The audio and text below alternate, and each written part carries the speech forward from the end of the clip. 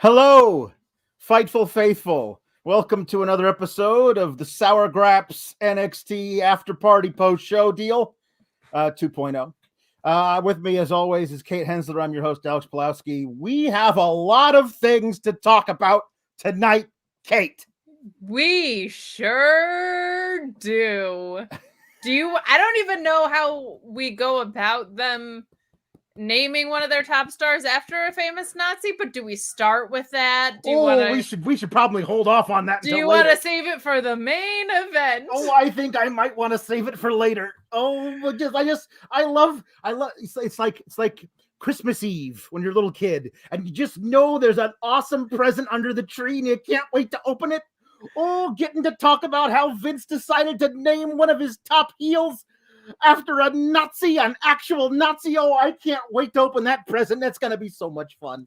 Did they learn nothing from when they named a women's sorority after a porn site? Remember the submission sorority or whatever? Apparently they don't have the Google at the WWE headquarters. They don't have the Google. They don't have the Bing. They don't have the Ask Jeeves. They don't have any of those wonderful search sites where you could just say, hey, before we trademark this name, let's Google it and see if anybody famous shows up, who might have, been a Nazi. Can you imagine, like, the trademark guy, what must have been going through his head when they went to trademark it? Like, whoever saw that must have either been terribly offended or in absolute stitches.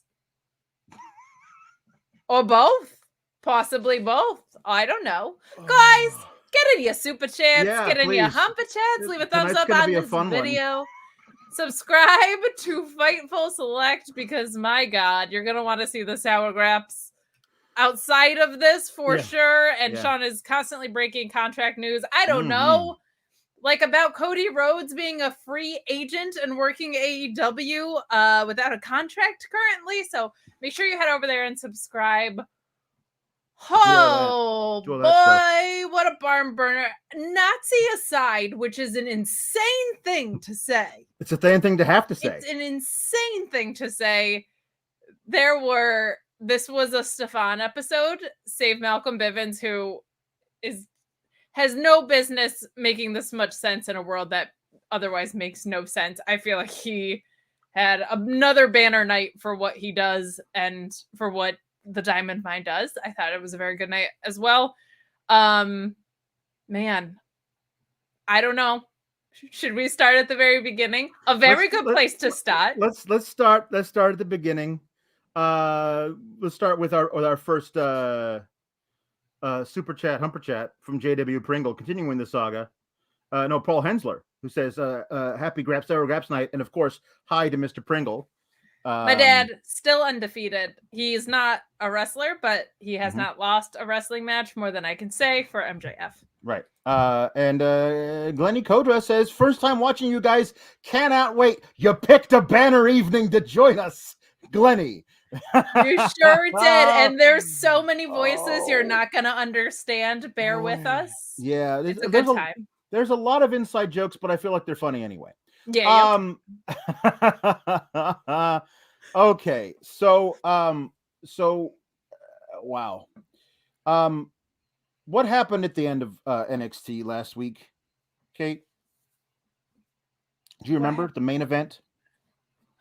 Oh, God, and how we went off the air last week on NXT? I know exactly. They did a pretty terrible job considering all the build up to it.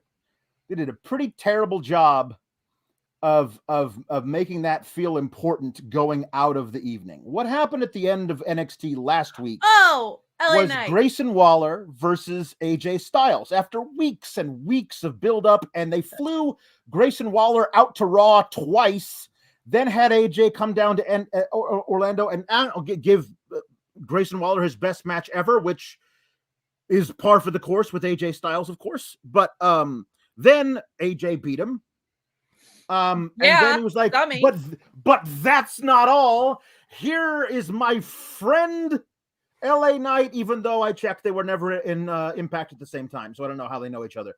But here's my friend LA Knight to beat the dog piss out of you to go off the air to a huge ovation from the crowd. He's really over as a face. He really is. Hugely over.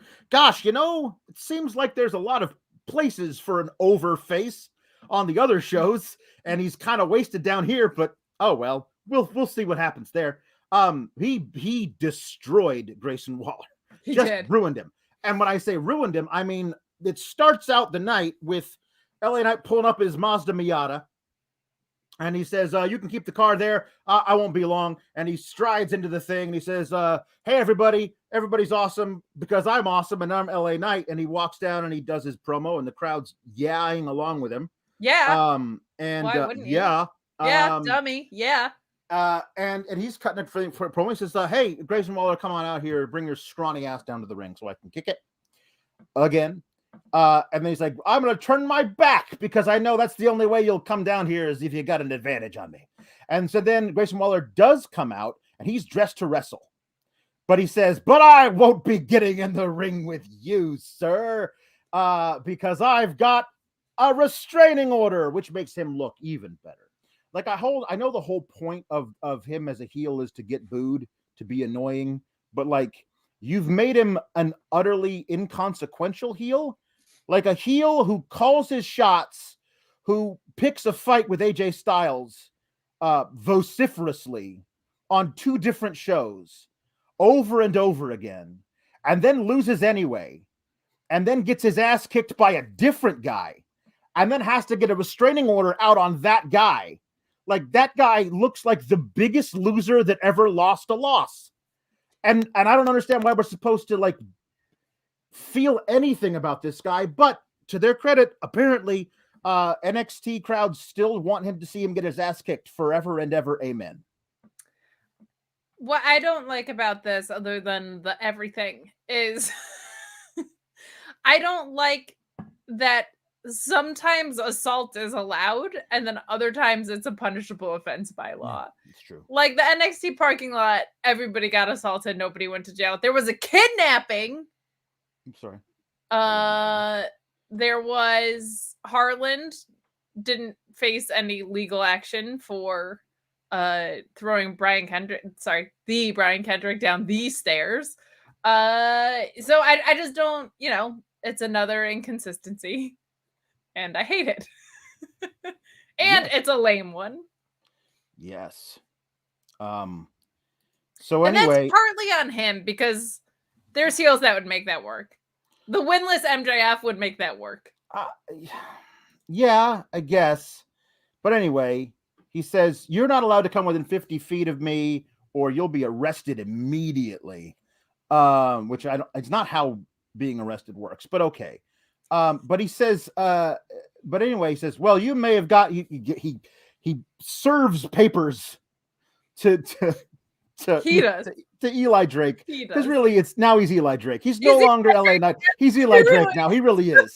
But Eli Drake is like looking over the papers and everyone's like, rip it up. Or actually they're saying, rip that shit. And he's like, actually something better. Which I thought was kind of funny, but also like somebody says, what can we say about Grayson Waller? And somebody in the front row goes, he's a pussy. He's like, you're not lying. And he just keeps on walking through his thing. He's great. He's really, really good at this. I like him as a face a lot better too. Like I think he can do both, but he's got the audience in the palm of his hands. And so he says, well, you may have a restraining order against me, but you don't have one against him. And like I did he and Dexter plan this? Because that's a really weird thing. Because he just showed up. I don't know if he was like texting with Dexter, but he wasn't talking to Dexter on the phone because Dexter doesn't talk. But maybe he was texting with Dexter. Maybe Dexter was sending him screenshots of elaborate drawings that he had made, and they were going back and forth that way with like Eli Drake doing like Etch-a-Sketch stuff and then taking a picture of that and sending it on his phone. I'm not sure how they were communicating back and forth, but the whole thing had to have been set up ahead of time for him to be like, you may have a restraining order on me, buddy. Yeah, but you don't have one on him. And then Dexter Lumis's music plays. And Grayson Waller turns around and walks up the ramp ready to fight Dexter Lumis. But Dexter Lumis crawls out on his knuckles from underneath the ring, which I thought was actually a pretty cool shot. And did Eli know that Dexter was under the ring? Like, the whole thing had to have been a giant setup. Also, why isn't there a restraining order against the serial killer? Well, because honestly, Grayson Waller, if you get paid more for victories than for losses, he probably doesn't have the money to hire lawyers to do 2 restraining orders. So he had to pick one, and he forgot about the fact that he hit Dexter Lumis with 1 chair shot to the back, which injured him for weeks. Is not a place that rewards you winning with more money. There's no way that's true. They don't care enough. We're supposed to. The winner's purse is dead in NXT, man. The wins don't matter. So how can you assign value to them financially? I'm not buying it. I don't know. Yeah, anyway, dummy, not buying it. Anyway, LA Knight is over huge, and that makes me really happy. Sincerely, like, I think this is back to Eli Drake, and I like it. And this is the second week in a row, though, that I feel like there's been these kind of forced chants where guys who have one clear side are getting dual chants, and I don't love that because it feels very much like a Nickelodeon show or something. Yeah, that's yeah. I could do it all day, and I will. Yeah, dummy. But Dexter Lumis attacks him. Grayson's able to get away from him, and he's caught in the middle. So Eli Drake says, "Well, you got to pick one. Either you get in this ring, either you like void this restraining order, which I feel like you can't just do. I'm giving you. Yeah. Not the police. You void this restraining order so I can kick your ass, or you face him. You got to make a choice." And we go to commercial, and we come back, and he's apparently picked Dexter Lumis during the break because the match has already started, and there's no sign of Eli Drake anywhere. And I was like, wouldn't Eli Drake want to sit around and watch this? Because, he set the whole thing up, apparently. This wasn't Dexter's idea. This was Eli Drake's idea. Wouldn't he want to stick around and watch it pay off? Oh, I forgot. He left his car double parked out in the lot, and he knows it gets probably vandalized. He wanted to move the car. He couldn't find a spot because there were so many broken bodies in all the parking spots. He couldn't have so he's just driving around the parking lot for like 15 minutes, and he couldn't get back in the building. The one part of the plan that he forgot was I need a valet. It's the one part. Wow. Right. While this is going on. Yeah. The match itself was not as bad as I was expecting it to be. Yeah. Grayson Waller can sell really well, I feel like that's come a long way. That's about the only. It was a serviceable match, but it's getting treated like a huge thing. I think pairing him with LA Knight is a good call for as long as he's down in NXT. At least like an LA Knight feud makes sense because LA Knight is experienced and he's clearly over now. And I think can help him along properly in a developmental way rather than pairing him with someone else who's as green as him. Even though they did that kind of in the ring tonight. But yeah, this was perfectly serviceable. Yes, it was. He was able to, as they say, slither out of the silence by going between the ropes. And then the other half of Indu's share, the not veer part of Indu's share, showed up. We haven't seen him in a very long time. Buster has a lot of feelings about it. Buster reacting as you should to seeing that guy again. He just could not believe he just said, yeah, twice in an hour of a distracted finish with somebody coming back is too much. And I agree. He's right. And also wants food. So this guy, he attacks Lumis on the outside while the ref is distracted. Ref's looking terrible throughout the entire night. And then Waller the thing about his finisher is apparently he has to get out of the ring to do it.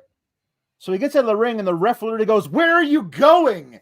"Oh, I just have to back up halfway up the ramp so I can sprint toward the ring, dive through the 2 bottom ropes, and roll into a jumping stunner."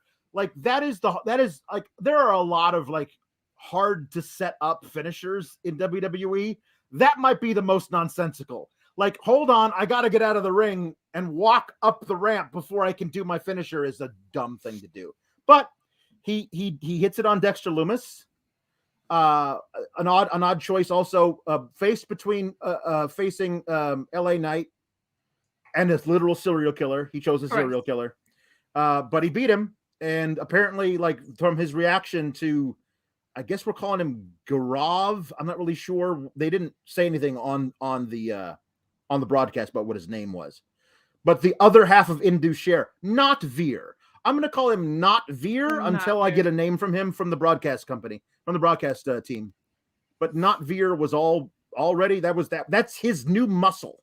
That's his insurance policy. Which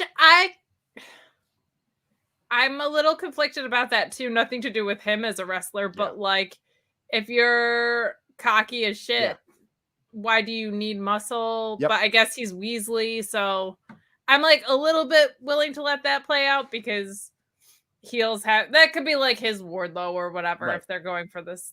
But if it's like the Grayson Waller effect and you're like, but I need that guy, that kind of sits weird for me. Yes. Okay, so now we get LA Knight spending his time eventually putting over Grayson Waller. I mean, I assume that we're going to do it with AJ Styles, so who knows? But like, LA Knight could be up on the main roster right now as like, what, the third most important dude on SmackDown? Like, they've lost it. Like, Hardy's gone, McIntyre's gone. Like, who's the actual top babyface on Xavier that brand? Woods. But he's hurt too for now. Like, is it Kofi who just lost to Riddick Moss, to Madcap Moss in 2 minutes? Oh God, like, is Madcap Moss the most like Eli Drake comes out, and he's probably going to be LA Knight anyway. But LA Knight comes out and he cuts a great promo, and he's like, "Hi, I'm the new guy here. I'm better than everybody," and makes us like him anyway. I don't know. Like, immediately, I like, well, just strip Shinsuke of the belt, since he's hurt and never defended it anyway when he was healthy. Strip him of the belt. Have Sami Zayn versus Eli Drake. Have Eli Drake go over. Now you got a new guy on SmackDown. I don't know. Yeah, and I think at least for this, I think it's a little different because LA Knight, whilst I do love him very much, he's not AJ Styles. He doesn't carry the same weight as AJ Styles. Right. So AJ Styles beating Grayson Waller still, I think, in their heads, makes Grayson Waller in a way. I think LA Knight has to put Grayson Waller over. I wouldn't be surprised if we see LA Knight like in the Rumble and then stick around on the main roster. But I've been thinking they were going to call him up for a while. I didn't think he was going to go to NXT at all, to be perfectly honest. So, Anyway, so yeah, we JW Pringle sends something to your father that he wants me to cut as a heel promo. Hensler, how dare you be such a mensch and a wonderful human being? Your daughter seems relatively well-adjusted, and I bet you love animals too. If you people want to see a great man, just look at Paul Hensler. It's true. My dad is great. And all you people should know that. Yep. The undefeated Paul Hensler. God bless. All right. So Also, I didn't see what was going on in the chat, but whatever it is, let's leave the distastefulness to WWE. We don't have to bring that into the chat. They've done enough today, so calm down. It's wrestling. There's no reason to walk any lines, so stop. So, okay. So, we get an MSK promo. They're going to face Jacket Time next week, and they're walked in upon by Legado del Fantasma, and like, next week, if you even get past Jacket Time, or if you even chat past Jacket Time, we'll be waiting for you in the second round, jerks. And then well, hey guys, not so fast. I mean, you have to face Idris Enofe and Malik Blade tonight. And Legado del Fantasma goes, that's just light work for us. We'll see you boys in the semifinals. And they leave. And I said to myself, if it wasn't Malik Blade and Idris Enofe, and if this wasn't Legado del Fantasma, I would swear they were playing way too hard into the whole looking past their opponents. They might be due for an upset thing here. But surely, I said to myself, surely they wouldn't have Malik Blade and Idris Enofe go over Legado del Fantasma, because Legado del Fantasma is one of the only established winning tag teams in this tournament. And Idris Enofe and Malik Blade are only in this tournament because they got their asses kicked so hard by Harland last week. That would be idiotic to put them over Legado del Fantasma, I said to myself. And we'll come back to that later. I was going to say, I also said that to myself, so I had complete confidence that that's what they were going to do. Yeah. As soon as I saw the way they won last week, I was like, they're going to win this. Yeah. Because that's the only way that WWE knows how to book baby faces right now, is dumb stuff like that. Yeah. So here's the deal. We got Dante Chen back, and I was wondering where Dante Chen was, because he was prominently featured in one of the early episodes of 2.0. It was like, hey, this is a big deal. This guy's a big deal. Like, we have a lot of plans for him. And he had that one match he won really quickly against a guy who has since been released, and he then he went away. We haven't seen him since September. And there's a vignette for him. He says, I had my first meeting, my first win. I was the first ever Singaporean in WWE, and then I hurt my knee training, and they had what appeared to be flashback footage of, like, it wasn't actually video of him hurting his knee. It was produced too well. It was like a reenactment on an episode of Unsolved Mysteries. Like, it wasn't actual footage of it. But the weird thing was, I thought I saw Oni Lorcan helping him from the ring, and he's no longer with the company and hasn't been for a long time. So I was like, maybe they did record it. Like, they just happened to be recording it for a vignette when he hurt his whatever. Anyway, so he hurt his knee, and he had to miss several months. Maybe that was a sell spot that they just made. Maybe he honestly have no idea. Hurt his knee, but that was like a work spot or something. But anyway, he says, my dad was my biggest fan, saw me win my first match, and he was like, I want you to get healthy so I can watch you some more. And he said 2 months ago I lost my dad, and I was like, well, now I'm rooting for this guy. Hey, that's weird. Like, actually using like real life empathy to make a guy seem more relatable and therefore root forable, like that's really good. Like, do more of that. Later they tried to do that again, but it didn't work at all. But Dante Chen feels like a real human being and not a cartoon character, or a horrible racist stereotype, which we'll talk about later. But this felt like, okay, Dante Chen's back. Awesome. Good for you. I can't wait to see your win tonight, buddy. They elicited a human emotion, that was neat. They don't do that a lot on this program. Yeah. I like the Dante Chen. I don't know about you, Linda, but I'm in on the Dante Chen. I think he's great. You can tell he's a boy who loves his family. I mean, he lost his father. That's got to be hard for a boy his age. I mean, you're just becoming a man. You want to be able to talk to your father. I don't know. This seems like a very young man, Dante Chen. You want to be able to ask your father some life advice about children. Did you ever run into that with the 8 husbands? Well, I mean, no, because we never had children. Right, but none from the previous. Because I'm barren like the Dead Sea, sweetheart. I thought maybe a stepchild situation. Oh yes, well, all of my stepchildren were grown when I married their fathers. Fair enough. So anyway, no, I don't want to make too much light of this because I thought this was really great. And then they had to ruin it because they had the match with Gurav Raj or whatever, and it was immediately ruined by Duke Hudson, who beat up Dante Chen. It's like, Duke Hudson is back. Don't you think Duke Hudson was gone because Duke Hudson is back? And he's ruining Dante Chen's moment. And I was like, how long has he been gone? Because it feels like he would have been able to grow a longer amount of hair if he wanted to. Like his hair could be longer by now than it whatever. Well, anyway, Duke Hudson is back. He's not wearing the wig anymore, so that's good. He had a normal shaped skull. He looked fine with no hair. That whole thing didn't work. I'm glad he's back.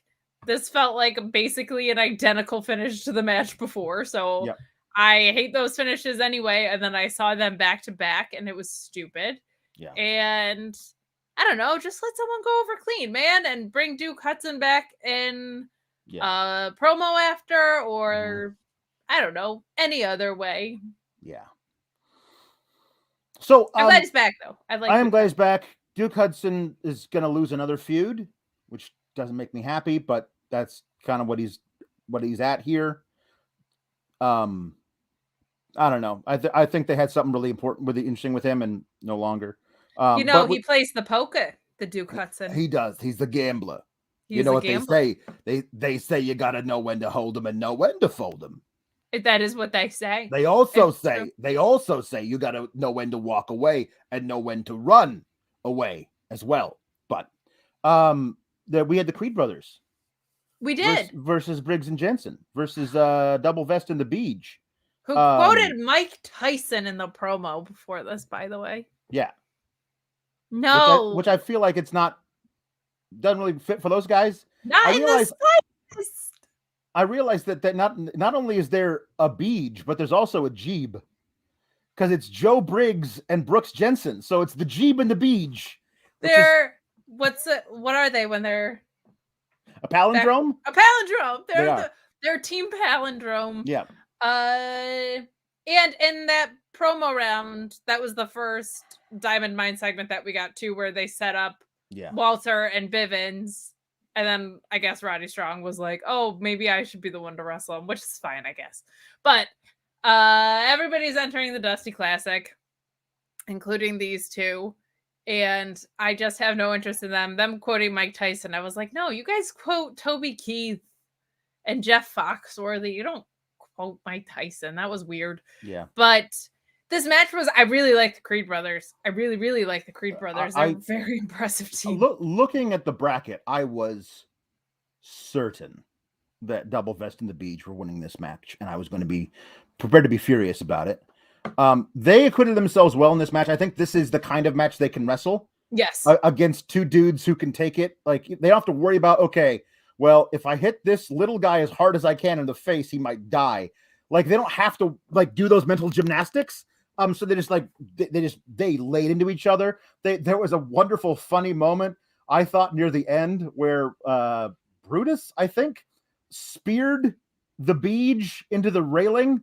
And the railing is just plexiglass, yes. Basically suspended between aluminum foil, and Wade Barrett goes, "That's solid steel." No, it's absolutely not solid steel that they bet during. That was not what happened. Not even a little bit. But the Creed brothers, they won with my favorite finisher in all of the NXT 2.0, the unnecessary clothesline. It's over. The match is over. You just pin the poor boy, and then you hit him again with another clothesline. It's just unnecessary, but sometimes I like things that are unnecessary. What can I say? Sometimes you just need an unnecessary clothesline. Sometimes I need a little something sweet after a meal when I'm already full. It's basically the same thing. I like it when it's the heels that do it, because they should be trying to inflict more pain even kind of after the fact. I don't like it so much when the faces do it. Yeah. Not a fan of that.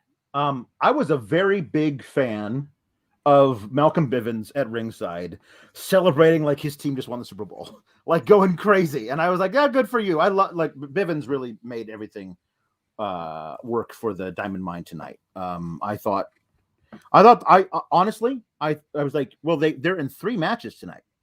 Yes. There are 3 matches for Diamond Mine. I thought they were going to lose all 3, and that was going to be the beginning of the breakup, because they were going to like turn on Bivens, who was going to be like, you guys need to pull your own weight or whatever. And that was going to how they were going to pull apart. And then we were going to see Bivens on the main roster. But that didn't happen. Good. Because I think the Diamond Mine is a really cool act. And they have more to give. But yeah, I'm glad the Creed Brothers are moving on. It's a weird bracket because below them in the same side of the bracket, you got GYV versus Chase University versus Andre Chase and his ward. I don't know, like whatever the hell that kid is. What are we doing? So the thing is, like like honestly, like I would be like, well, GYV was obviously going to win that match, but GYV has been booked terribly. I would love to see like 2 absolute technicians like GYV going up against 2 bruisers like the Creed Brothers. But I have no faith in NXT to give us the good match. So I fear that if GYV does go over, it's going to be because like Andre Chase's student cost them, and now it's going to be a coexist angle. Of course it is. Why would it be anything else literally ever?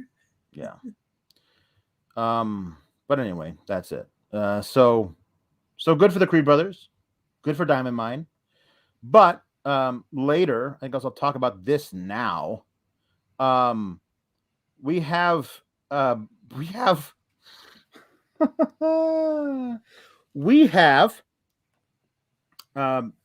Briggs and Jensen, Jeeb and Beej. The palindromes. They were in their locker room. I'm assuming in their locker room. And in walk without knocking, they're talking about how, hey, it's a tough loss, but we'll get through it next time, whatever. And in walk without knocking, the TikTok tag team, the Ravers themselves, Casey and Caden. And they're like, hey guys, like we're gonna go train. Like, what? You can work hard tomorrow. Tonight we're gonna party hard. Let's go to the bar. Like, and the Beach is like, with you, Caden? Okay, but yeah, sure. I like you, but wait, no, I don't like you. And it was the most cringe thing I've ever seen. And then Wendy Chu saved it somehow by being somewhere she shouldn't be, stretched out on top of a bay of lockers in the men's locker room, in pajamas with her pillow and her little sippy cup. Just being there, being like casting some shade. But but here's the deal. Bless Bull Buchanan's kid. He's not a comedian.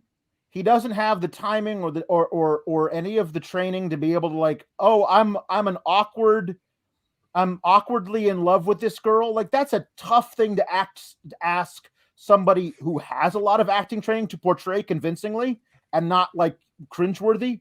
This guy has none of those things. So to ask him to do that is really not helping your talent.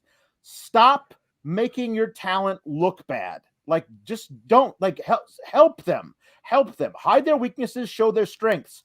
This was really bad, especially for this poor kid, but he looked awful in this segment. He looked so it's dumb because they've also hung out with them a number of times at this point. So why this time is he getting all locked up and nervous about it? I am interested in what it would be like to go to a country rave, because they didn't say which way they were leaning. So I'm assuming it's a country rave combined. This was like my 7th grade play. It was so bad. Yeah.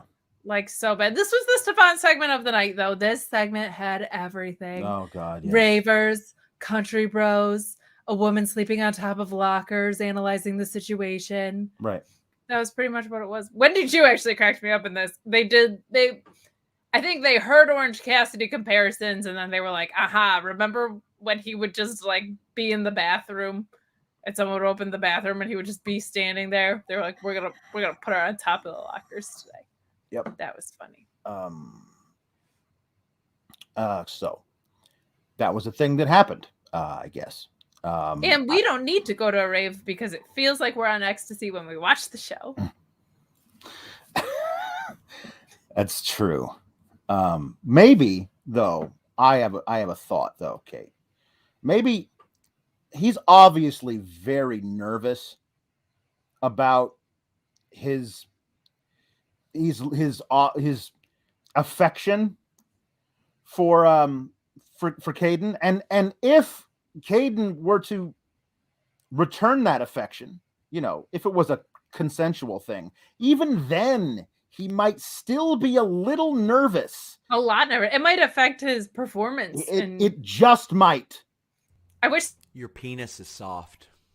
Let me help. Not like that. BlueChew.com. Code Fightful. Blue Chew brings you the first chewable with the same active ingredients as Viagra and Cialis, but it's ready when you are, or when you're not. It's not about having a problem. It's about having that performance, that excellent performance, that confidence. Fill out their online questionnaire. You'll work with an online physician. You won't have to wait in line at the pharmacy or the doctor's office. It's shipped discreetly and directly to you, and you get that first shipment free when you use that code FIGHTFUL at checkout. You want to be confident, don't you? You want that pay-per-view, that main event performance. Don't let yourself or somebody else down. Use BlueChew.com and the code FIGHTFUL. So that was the first time that Alex and I saw the updated Blue Chew cameo from Sean, and we were both corpsing off screen. I wish you guys could have seen it. I was laughing so hard. Yep, that was so hard, like Blue Chew can make you. So go to BlueChew.com and use the code FIGHTFUL at checkout, and all you have to do is pay shipping. Robert DeFelice in the chat says they line dance to Nickelback at country raves. I don't know if they it's, don't. Please tell me that's not true. That's not. Please tell me that is true. Oh God. Know what I just realized? And I don't know why this popped into my head now. I was just thinking about the Dexter Lumis match and how he was in control of it most of the time, and then Grayson Waller had to get out of it with his buddy. By the booking of the match and not the outcomes, we're supposed to believe that Dexter Lumis is better than AJ Styles. But you were kind of dancing around, but I was watching the matches, that's what they're telling me. I don't like that. No. I don't like that at all. No.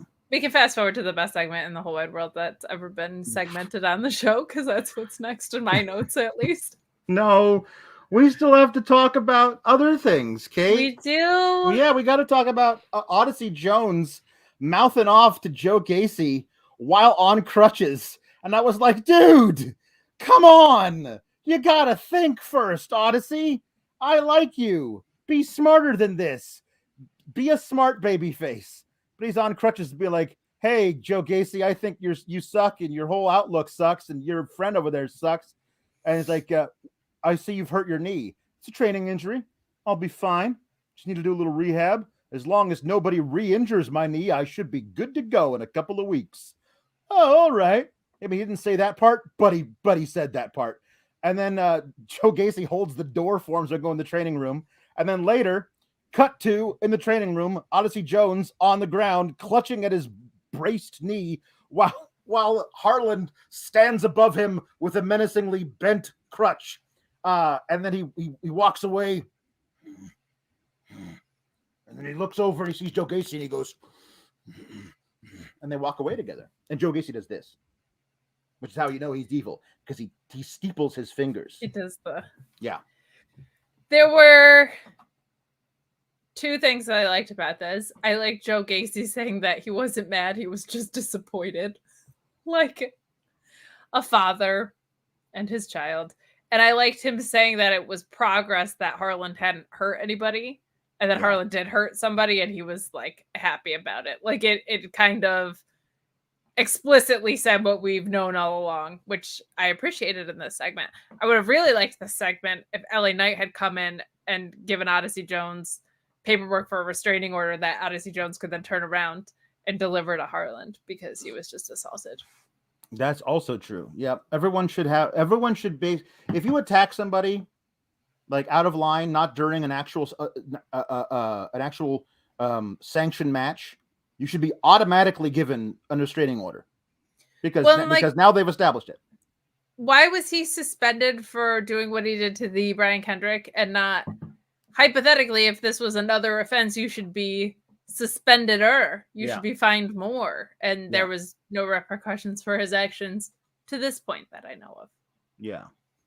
There was one more thing before we talk about the what was the best thing on the show, but could have been much better.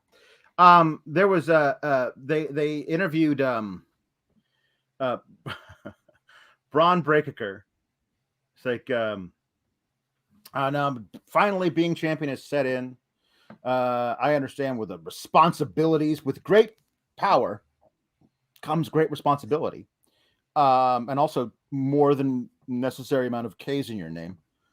But they like, what about your brief interaction with Santos Escobar? I'm like, I know we noticed it, but I wouldn't call it a brief interaction. Like they walked past each other and nodded at each other as they walked past. It wasn't really much of anything, but yeah, whatever. Then Electra Lopez walks up and he's like, "Hey sister, I ain't buying what you're selling, okay?" And he's just wonderfully 1997 with his promo style. It's just great. And his uncle, like, and his uncle, obviously. Yeah. But like that time period, everybody did it that way. And so he goes, like, we don't have to be buying what she's selling, buy what I'm selling, says Santos Escobar. And you're not ready to carry the NXT brand, and NXT title will look a lot better around my waist. It's like, give me one reason to kick your ass right now. We have a new impression, I think. I think it's basically because it's a wonderful Michigan accent. Like it's that Michigan accent is way up here. That's what I gotta say to you, Jack. That's beautiful. So he says that. And he says, soon you will learn that things are done around on my time or whatever, and then we leave him and Electra Lopez. Okay. So that's it. So now we're going to do Bron Breakker versus Santos Escobar. That's the next thing. I liked Santos Escobar calling him young champion and this a lot. That was just a really nice touch. And I've also decided that Electra Lopez should be almost in love with everybody. Like that wasn't a telenovela that happened for the feud. That is her all the time. Yeah. Yeah. Oh, we got to talk about Sarray too. We will talk about Sarray. That's gonna come up near the end because it's gonna be part of the thing where they don't think about stuff. So, Tony D'Angelo's hosting what this whole show is. Yeah, basically. Okay. Tony D'Angelo's hosting a memorial service for Pete Dunne. I saw this and I sent it to you ahead of time. I said, "This is gonna be some shit. This is gonna be some really great shit." And it wasn't as great as I wanted it to be because it wasn't about this. Like he got to talk about Pete Dunne being dead and buried for a couple of minutes. It was all right. It was good. But he was getting wutted by the crowd. And man, if I would have been there, I would have walked into the ring, said, "Excuse me, Tony," taken the crowbar from off the top of the casket and walked through the crowd, just daring somebody to what? My boy Tony D, who's only in there trying to give a nice, respectful eulogy to the man, Petey Poppins, who met his end tragically last week at the business end of my freaky crowbar. Like, I thought this could have been a lot better, but it became obvious he is the least important guy in this program currently happening, and I don't love that for him because he just had a pretty big win. If what we're assuming is that it basically sent Pete to the main roster, like if he sent Pete packing, Pete Dunne, who's been there forever, Petey Poppins picked a pack of packing pickled peppers, right, to the main roster. If that's what he did, that's a pretty big thing. So I feel like he should be able to. You should have the plan for the next way to go, and it does feel like he's not gonna be moving on in this thing. Anyway, Talk about this promo before we get to the next part of it.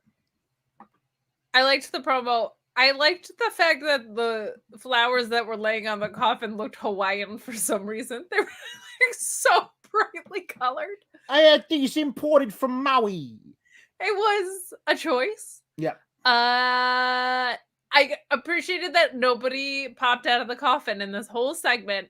That's always what happens. That never doesn't happen every single time. And it was pretty good.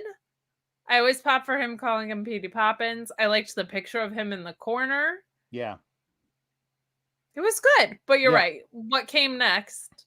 It kind of made the point of this moot, because he's interrupted by he says the next thing that's on my list is the NXT, what do you call it, the NXT North American Championship, which I do hope he wins it one day and then changes it to the Italian American Championship. I think that would be so great. That would be incredible. And now this is he paints it like red, white, and green, like the Italian flag. It's like, this is now the Italian American Championship. I think it would be so fucking. And it's clearly painted. Like there's streaks of it, and you can see. Yeah, amazing. Yeah. And anyway, he says and he says, I want that. So then Carmelo Hayes and Trick Williams just happen to be standing there in the Raven's Nest, and they're like, hey, well, I thought we were boys.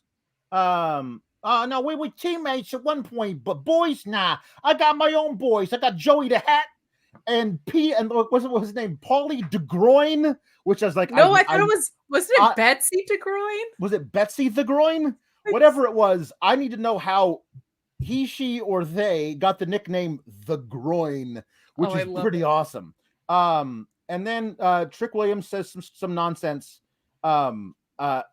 Listen, I will defer to people who are of the culture, but those who I follow on Twitter who are of the culture are split right down the middle as to whether or not Trick is awesome or the worst. And I feel like there's nobody somewhere in the middle who's like, I could take or leave him. Like all of the black wrestling fans that I follow on Twitter who watch NXT 2.0 are like, either he's great, I love him, or get this dude off my screen forever. And that seems like a weird thing when like you're supposed to be portraying that guy to that brand. I will say, I know he's not meant for me, but I fall strictly in this guy's dragging Carmelo down. I think Carmelo's much better without him, but what do I know specifically? I see basically the same on Twitter. I think a lot of people seem to like what he did with Bivens the most, like that was his best segment that he's had and the most authentic segment that he's had. It's not even that I hate him. Well, I definitely don't hate him. That was really strong. It's not even just that he's not for me. It's that I don't know what he adds to Carmelo specifically. Like Carmelo has it all already, and we've discussed at length that the only thing that you would probably add to a guy like Carmelo would be somebody who is a muscle, and that's just has to do with Trick Williams as himself. That doesn't even have to do with or rather the role that Trick Williams is in and his stature. Like he doesn't need a mouthpiece. He doesn't need a guy to talk for him. So it's just a weird choice in that way. And on top of that, I feel like Carmelo is better on the mic than Trick anyway. So It seems superfluous to have anyone at all. And then on top of that, I feel like Carmelo is better. So it's not even that I don't like him that much. It's that it just feels so unnecessary and it just doesn't he's supposed to be getting Carmelo more over, and it feels like it's reversed. That just feels muddy to me. Jay Blood said Williams stepped all over Hayes tonight. He's a complete hindrance, and tonight was the most glaring example. We saw one from Chris Williams earlier who said Trick is an anchor pulling Carmelo down. Hate the pairing. He's not. Again, we've talked about this. Like if Carmelo had Odyssey Jones backing him, I'd be like, that's what that guy's there for. he's there to be the muscle. And it doesn't feel like Trick Williams is the muscle. It feels like he's the mouth, but you don't need a mouth. You already got Carmelo Hayes who can cut a fine promo. So that's why it just feels like it's wrong. Has charisma for days on top of that. Like, there's just, Carmelo Hayes is just not missing. Melo don't miss anything, right? So I agree with you on that. I don't know if there's anybody else I would pair Trick with. I don't know what his capabilities are in the ring, really. Yeah. So I don't know, but I feel like Melo feels like a solo star to me. Yeah. True. Well, for now, he's the triple threat star, because then Carmelo Hayes was talking to Tony D, and then Cameron Grimes comes out, and we know it's 2022 the moon, and he made clear last week that he wants the North American title, which I think he will change to the North Carolinian title if he ever wins it. I think everyone should change the name. And he says, take a back seat, Tony, because I got first dibs. And so Carmelo basically says, how about the two of you face each other for the right to face me? And apparently, again, since they fired William Regal, you can just make your own matches. But there was a brief attack. D'Angelo tries to attack Grimes. Grimes ducks, and he picks up the Dunne photo and smashes it over D'Angelo's head. And normally I would hate this because it makes D'Angelo look bad, but he sold his head popping through the thing so beautifully, like sitting there, like not quite wondering, why am I wearing a photo? Like he was a little concussed, just a wee bit concussed. And I thought that worked pretty well. I thought that the Petey Poppins necklace, baby. I liked it. I liked it a lot. I thought it was very fun. Yeah. We got Emily Cease coming in saying Tuesdays are for the girls. 2023, the moon. Emily is, of course, stuff for the Rockets. Yeah. I'll be seeing her at GCW. Yay. I think that it's really good. It's really good that we're getting vignettes for people that we don't know anything about. I think that's good. It's a good thing. I like this one of Valentina Feroz and Luis Leon. Valentina Feroz, I believe, is from Brazil. And Luis Leon is the first ever Mexican woman in WWE, which seems like it's a little late for that first, but good that they have that, and they have backgrounds in MMA and weightlifting and whatever. So they have the little vignette tells us who they are. They're going to be in the women's Dusty Cup, and then they end the vignette by saying, "Welcome to our jungle, baby." And I was like, well, we could have done without that, though. Like, didn't need that, but all right. Okay. There were a few things in here that caught my attention. The first being that it has taken us way too long to get to the first ever women's Mexican-born wrestler. Yep. That's insane to me. Yeah. I also loved that in this promo.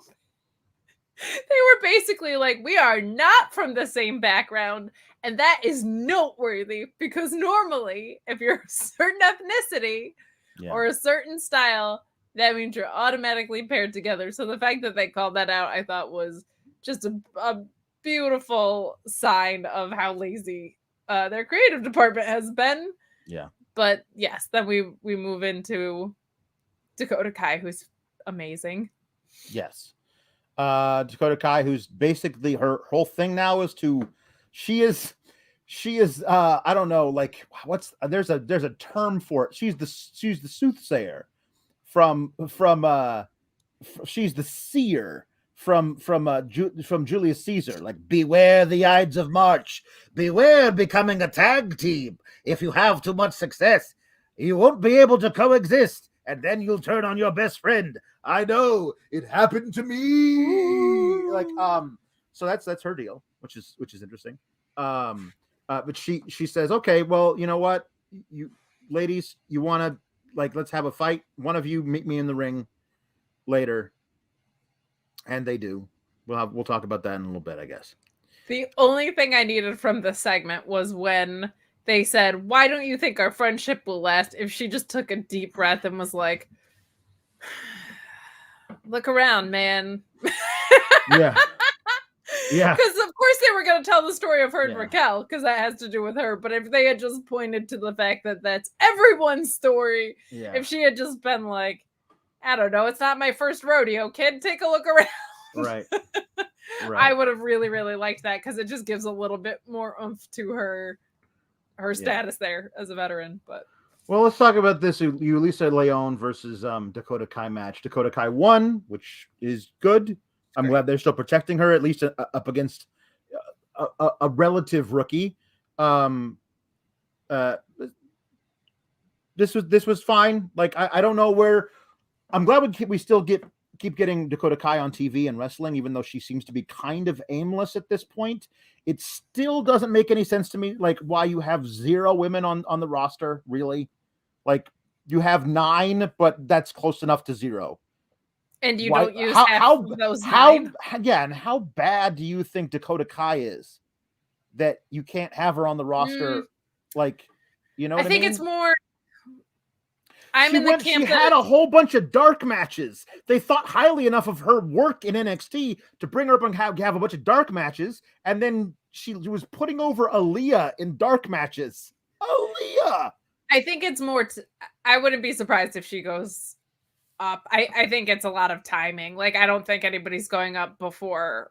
I mean, Rumble's only a couple weeks away now, but this, I say it time and time again, this part of WWE programming, even when programming is better, is always weird, because it's like, we're just waiting for Rumble so we can set up Mania season. Yeah. So from like post Survivor Series to Rumble is always just this very murky time in WWE programming. So I didn't expect really anyone to get called up that way. I'm thinking the Bella Twins are going to win the tag titles, and we're going to rebuild the tag division at Mania. That's just my guess. So I think we're going to see, and like, to your point, seeing vignettes of new people, I think means that others are going to get called up, especially with this women's division, because it's so dry. It's so dry up there. And the fact that we haven't seen Shotzi and Shayna and that kind of thing makes me think that maybe it is going tag. Like, they're pulling these women off until the tag. They spent all that money on those vignettes for Xia Li. They had her debut with lightning fists in her entrance. She came in. She hasn't even had a match. She had her debut appearance on December 10th after months, what seemed like months. And then she hasn't had a match. With like extensive, as creative as they get storytelling, like, for sure. Like, those vignettes I thought were really, really cool. The Kill Bill style ones were awesome. And she hasn't had a match. You're right. It is Dakota Kai feels aimless because they feel aimless, I think. And she could stick around and do a lot of really great things in NXT for the growing women's division. Yeah. She could also go up, and she could be in a tag team. Like, she's so versatile, it's almost a detriment, I think. Yeah, and I think she's gonna move up, though. I think her and Raquel will go. She's also, like, if you told me she was in your top 15 women in the world or even higher, I would be like, I'm not gonna argue with you. I think she's great. Yeah, like, she's so psychologically sound too. Like, I love it when women's wrestlers especially are just so smart about the way they use their bodies, and she's one of those for sure. Mark Losper says, given the abundance of evidence that we have currently, we should always assume the worst. They're more likely to throw Dakota Kai into Mount Doom. Or give her a Hobbit gimmick, because, you know, she's from New Zealand, and that's basically all New Zealand is known for, which I suppose should eventually bring us to this. Sarray. Oh, buddy. Now, Sarray had matches in 2021. She was presented as a big deal when she showed up. Like, William Regal introduced her to us. And she was fantastic in the ring. She was fantastic. She has what, like, one of the best Saito suplexes I've ever seen, male or female. She snaps that shit off. That was some great stuff. I love submission stuff, if I remember correctly. Yes, she has really this bridging like knee lock thing was just friggin' awesome. She's great, and she like they didn't think they really wanted to push her, so they had her take some losses she probably didn't need to, and then she left. She went back to Japan, like for realsies. She actually went back to Japan. In this vignette, she says that she kept losing and she didn't know, she was lost. So she went back to to recharge her batteries and be with family. And then while she was there, she found the necklace that her grandmother had given her, which is a giant sun. I don't know. It looked like something you'd get at like JCPenney's, like down the street from the arena. It did not look like I don't know. Did not look like a family heirloom. It did not look like a family heirloom. Very well put. And it's a giant red sun. And so she says, "This reminds me of who I am, whatever." It says, I will always be the warrior of the sun in the ring," which is what they called her when she showed up. She was the warrior of the sun. All I can think about is It's Always Sunny. There you go. Champion of the sun. So she's the day man. She says, yes, she says, I'm the warrior of the sun in the ring, and out of the ring, I'm just Sarray. And that's all right. And she winks. And the thing about it is, and I haven't described this yet, but this is the whole point of this video, basically, is none of the things she says are bad, really. It's that she's dressed as a Japanese schoolgirl, like a stereotypical Japanese schoolgirl with little pigtails and thick glasses and the Harry Potter tie. And yeah, the Harry Potter tie and everything. Shot Kid 29 says, "Don't know if you guys talked about it, but just saw Sarray's repackage. It is only adding to the meltdown I'm having over this show." R26 says, "I'm guessing Bruce Pritchard watched an episode of Sailor Moon during his weekend Coke binge." Wow. That was somebody else who quoted that. And Sarray suffers as a result. "I despise the people that run this company." I'll agree with the second part. I also despise the people that run this company. Kenshiro saying, "Going from the TJPW announcement to literal Japanese schoolgirl Sarray hurt me mentally, emotionally, and spiritually." Mark Losper says, "Oh God, I just looked up Sarray. What the hell? Genuinely, with no hyperbole whatsoever, this company needs to be stopped. They're already doing Akira Tozawa is a ninja. They're already doing whatever the hell jacket time is. And now this, like, I don't know what, like, here's the thing. Like, I don't want to give them ideas, but if in 3 weeks, Io Shirai showed back up and she was basically just the girl from the ring, would you be surprised at this point? Would you be surprised if she was like a Japanese horror movie character? Like, I wouldn't be. No,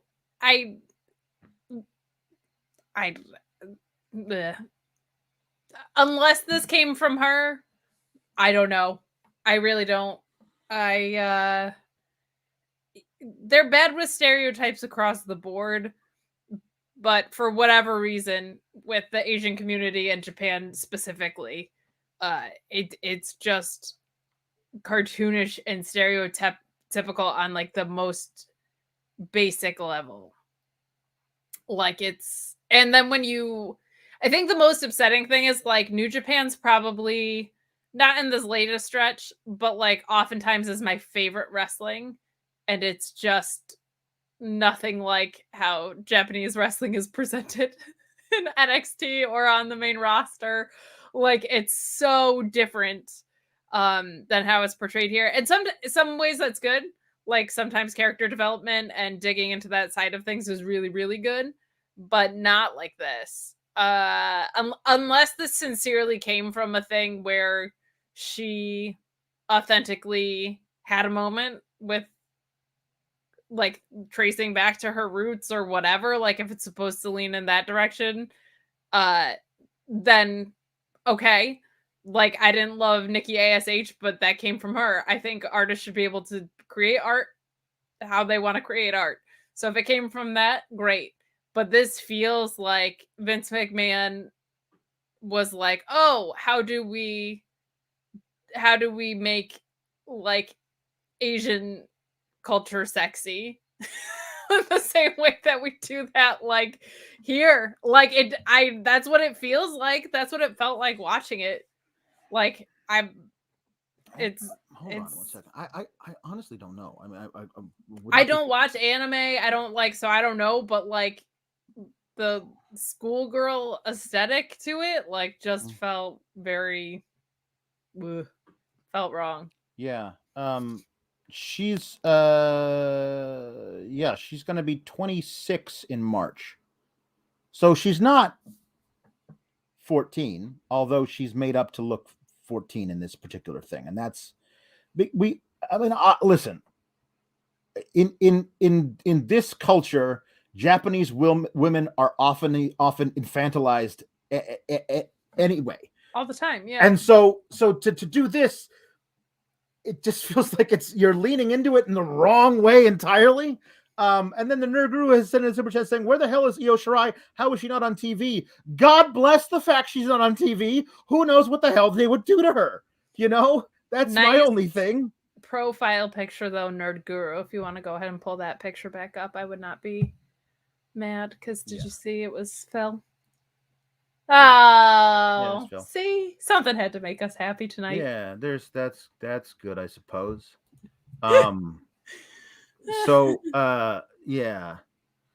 So this is worse than sorry, I'm gonna pull up the super chat right now. Are we really surprised by the people who brought you the Kabuki Warriors? This is worse. Yeah, it's different. This is worse. It is different, and like I mean, I get what you're saying, but this is worse. I'm fine with them like leaning into like, you know, that kind of warrior. Kabuki is a weird thing because it's not really what they were. Whatever. I get it. This is much worse. I believe that could have started them down the slippery slope that got them here. Yeah. But here is at the bottom of the valley. Like I don't want to say that because there's always further for them to sink. More depth for them to sink. That, buddy. But you're right in that I shouldn't be surprised because we just saw Jacket Time. Yeah. This is JW Pringle says this is what happens when you have a 76-year-old and his gross friends running creative. I hate this so bad. It's not great, guys. It really isn't. And the thing of it is like I suppose there's a way to like if like I know there's a certain there's all kinds of like fashion cultures in Japan that like are very like you know like of the world. Right. So like there's certain kinds of things like this is the way we all dress when we're into this type of whatever. And maybe that is who Sarray is, but it's not presented as that. It's presented as this is what you think of when you think of Japanese schoolgirl. It's I don't know. It's just not great. Or they could have her really sink into it and be like that hit woman character from Kill Bill. You know, Gogo Yubari. Chris Mueller says I'm so scared for Asuka too. I feel like they've already got Asuka. Asuka's done. We know who Asuka is. If she comes back, she's going to be Asuka. I have to believe. There's no need to repackage that. When has not having a need to repackage someone stopped them? So we had a solo Sikoa promo. He's like, I got half my face burned. Never had a fireball thrown at me. He's wearing like bandages over half of his face. You want to, you know, wear your face paint, whatever. This isn't done between us. We're gonna go. And then I know this is like your ancestry or whatever that makes you this way. Well, guess what? I've got in my past. I'm a fighter too, or whatever, right? And he basically, they show close-ups of his very Uso-like tattoos. Like, they just make him an Uso. But then he peels off the bandage. And let me tell you, I got somebody here, Alan Cano says Solo Sikoa's burn scars look way more legit than Kane's in 2003, which is a low bar to clear. That's me adding that. So that's one positive of the new NXT 2.0. Let me tell you, this looked horrendous. This, like, you are in Orlando. There are like people there who run shows where like they know how to do burn prosthetics.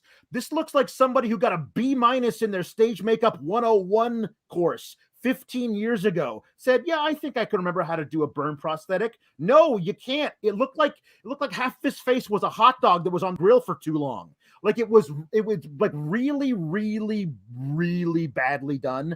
And then they did like a super close up of it. Like, if you don't know how to do it right, don't do it. It's one thing if you're going to show it from way far away, but like they like went right up next to it.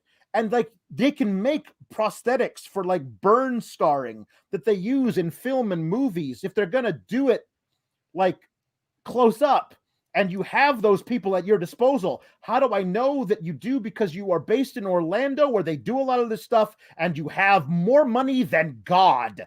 Hire somebody who knows how to do this if you're going to do it. It looked bad. It made Solo Sikoa look bad. Don't do this to your talent. And this is like, the show is always bad, but this stuff is not the stuff that's usually bad. Normally the production of things is very good, very, very strong. So it was surprising that it was this bad to me. And as someone who has fancied the Party City many a time because of the show that we're on right now, this is what it looked like. It looked like they went to Party City and ran out and got some burned prosthetic costumey stuff. So yeah, I don't know what that was about. I'm not really into this story idea. Just call up Blonde Uso and put him in the bloodline. Yeah. I don't know. It just, and the thing of it is like, you're not going to have him go out there and wrestle in that next week. Right, exactly. You? Like, you're not, because it's going to peel off and be laying there in the middle of the ring after he gets slapped in the face once. It's a really bad makeup job. And if you're not going to have him wrestle in the prosthetic next week, are you going to have him wrestle in bandages? Well, I hope those things don't fall off. And if you're not going to have bandages or the prosthetic, that means you're going to assume that we are stupid enough to believe that that kind of burn scarring can heal in 7 days. Come on, guys. Like, just think things through. Oh, wait. Yeah. Very good. Sean Blanford, brought to you by the same company that presented us with Rey Mysterio, the man with the ping pong eyeball. And burned the Fiend alive. They set the Fiend on fire and he came back and was totally good. Yeah, that was, you know why? Because Bray Wyatt like knew real, actual, honest to God movie makeup guys and said, I'm not showing up here looking like a hot dog that was left on the grill for too long. Yeah. I'm going to look real. And so they had those people, they put them in that full burn. Like it was disturbing, but it looked like you were watching an actual movie. But then like 2 weeks later, he was totally fine. And but then, yes, through the magic of his WrestleMania entrance, he was okay again. The magic of his WrestleMania entrance. He walked down a hallway and then all of the burn stuff melted away. It just melted away. This show has everything. The Bray Wyatt just went down to his local corner store and he got some of that ointment you put on the burns and they went away. The Bray Wyatt and the Fiend, they're the same, you know. They made sure to tell us over and over again. They are. Same the with Fiend, Bray Wyatt. This priest fella. Split personality situation as well. Don't even talk to me about the priest. So listen, I know. See, we're getting a Dusty Rhodes for the ladies, a Dusty Rhodes Classic. It's nice that they're giving us an official Dusty Rhodes for the ladies. For the ladies. Or, as he would say, for the ladies. A dusty road for the ladies. If you need some hard times, use Blue Chew. Go to bluechew.com. Use the code It is nice of them to give us an official Can They Coexist tag team. Like, that's going to be their gimmick. Because Cora Jade shows up at Raquel Gonzalez's interview and says, hey, I don't think you're going to be getting that title shot before me. I deserve it, even though I got rolled up by the worst roll up ever. I would like the title shot too. And Raquel's like, listen, I like you, but no, you're not doing this. Well, how about instead, wouldn't you like to win the Dusty Classic again? How about I be your partner? And Raquel's like, no, thanks, no, and walks away. And Cora Jade's like, I'll get her eventually. So we're getting an official Can They Coexist tag team. That's going to be their entire gimmick. They're going to make a run to the finals, and every match is going to be, can they coexist? I hate this one marginally less because there's a reason they can't coexist, and it's not because they think the other one is a bitch. Like, they really both want the title, and they're both in the way of each other getting that title. And one of them has like patience around the situation and she's a face, and the other one doesn't. So while I am ever so tired of this stupid trope, there's at least something that they're pointing to that isn't just like, well, I think you're a bitch, so therefore we cannot coexist. Like, there's a story within the coexisting trope, which is kind of just all I ever wanted. Give me a real reason. I suppose. It's at just least give me a reason. Just a little bit's enough. Yeah. The second we're not broken, just bent. That was Pink and the guy from, what was that band? Oh, it was Fun. Pink and the guy from that band. From the Fun. One from the Fun. The Oh Fun. God, don't you just love the Fun? You know who likes to have the fun? A lot of smaller people of different ethnicities than the person talking about them on WWE. Like maybe it's the Lucha House Party, or any small African American gentleman who likes to do the flips. Then you have the Michael Cole say he likes to have the fun. Linda, you know who loves to have the fun is the Reggie. Oh, the Reggie loves to have the fun. He loves to do the flips, but then he got squashed by the Omos. He did. I heard them talking about that when I was at my picture the other day. So we got Kaylee Ray versus Ivy Nile. Smash Room Kaylee Ray. Smash Room Kaylee Ray. And this is one of those matches I wish they wouldn't book, Kate. Because I really want Kaylee Ray to kick Mandy Rose's ass and become NXT Women's Champion. And if that's what's going to happen, I really need her to be protected and not take losses. And yet, I'm not ready to see Ivy Nile lose. Like, she should have a pretty cool win streak, just squashing jobbers until maybe in like 3 months' time, when she's still undefeated, then she faces Kaylee Ray, and Kaylee Ray is the better wrestler and beats her. Fine, but I'm not ready to see Ivy Nile lose yet. So, those are two bad options. Kaylee Ray loses, bad option. Ivy Nile loses, at least for me, bad option. Oh, but there's a third option. Just have somebody get involved, and it'll protect whoever loses the distraction finish, or you could have a DQ, which then means the match didn't actually happen. Happen.